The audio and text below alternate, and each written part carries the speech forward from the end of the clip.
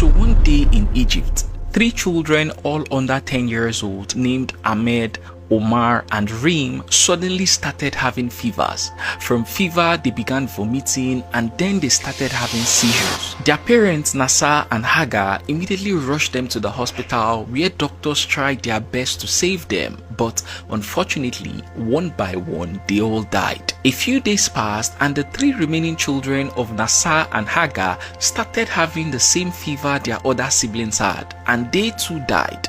It started the same way, from vomiting to fever and finally seizures. That same week, Nasser also caught the sickness, and just like his 6 children, he died, leaving only his wife remaining. Now, when the news of this family's death broke out, most people, even doctors, believed it was an infectious disease, something like Ebola, because never in the history of Egypt had 7 people in one family died so suddenly. In fact, the infection news was so serious that Hagar, the only surviving member of the family, had to flee the house, and the government had to come out and give a public notice that there is no infection. During the funeral of her husband and 6 children, she was inconsolable.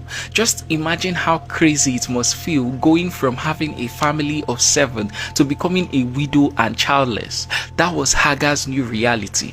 But while everyone mourned, one person knew exactly what happened, and you won't believe who that person is. Sooner than later, the police got involved in the case. They visited Hagar and Nasser's house and took food and water samples. Additionally, they instructed the doctor at the hospital where Mr. Nasser and his 6 children died to carry out autopsies to determine the cause of death. Now, when the autopsy results were released, they revealed that the death of Mr. Nasser and his 6 children weren't caused by any airborne infection as everyone thought. Instead, they had been poisoned with chlorophenapyr, a strong pesticide. Now, we all know that no person in their right mind would willingly ingest pesticide. Even a child wouldn't do that. So, if this family died from pesticide ingestion, it could only mean someone gave it to them to consume without their knowledge.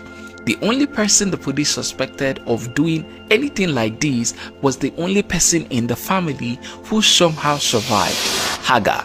And so, this was how they brought Hagar in for questioning. And after interrogating her, the shocking truth finally came out. Let's rewind. You see, long before this incident, Mr. Nasser was married to another woman. Let's just call her wife A. Together, they had 6 children. But sadly, the relationship between them didn't last long. Problem arose and then eventually they divorced. After the divorce, the 6 children from wife A stayed with Mr. Nasser, who later remarried Hagar. So, for the next 3 to 4 years, everything seemed fine. The whole family was living together, that is, Hagar, Mr. Nasser, and the 6 children from wife A. They had no problem, everyone was fine. Until Mr. Nasser reconciled with wife A. When Hagar discovered this, she feared that Nasser might bring his ex-wife back home. And even worse, she was afraid she might be thrown out since she hadn't given birth to any children. This thought consumed her mind until finally she came up with a wicked plan to prevent any of this from happening. So one day, she went to the market, bought an insecticide, mixed it with flour, baked bread with it, and gave it to Nasser and his 6 children, or the 6 children from wife A. And after they all ate this bread, they started dying one by one. That was what truly happened. It wasn't an airborne infection at all. It was Hagar, also known as wife B, who poisoned her own husband and her 6 stepchildren, all because she didn't want wife A to come in and take her place in the family. After the police uncovered all this, they charged Hagar to court, and in November 2025, she was sentenced to death by hanging. Here's the real picture of the 6 children that were unfortunately murdered by their evil stepmother.